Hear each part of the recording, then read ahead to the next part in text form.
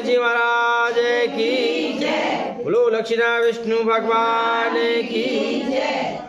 कार्तिक मासे 20वां अध्याय प्रारंभ है।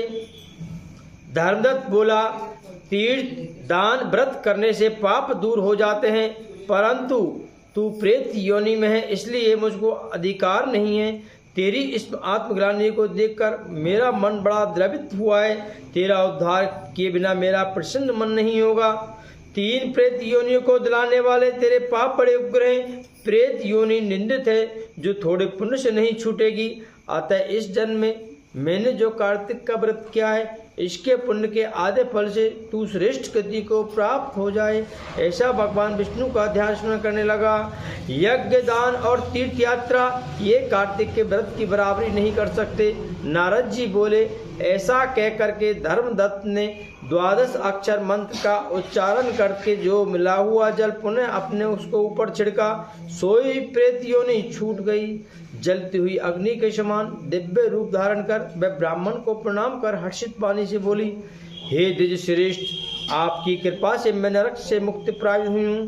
पापों में डूबी हुई मुझको आपने निश्चल होकर रूपियो।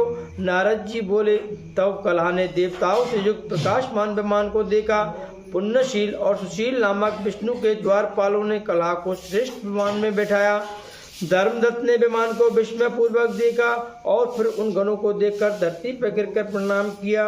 उन दोनों द्वारपालों ने उस ब्राह्मण को उठाकर उसकी प्रशंसा करके धर्मयुक्त वचन कहा, हे ब्राह्मण, तुम बहुत प्राच्य हो।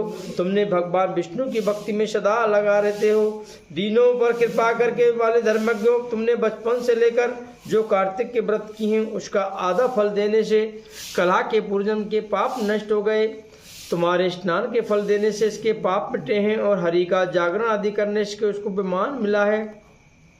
नाना प्रकार के भोगों को भोगने अब वैकुंठ को जा रही है। तुमने जो दीप दान किया था उससे इसके तेज मिला है।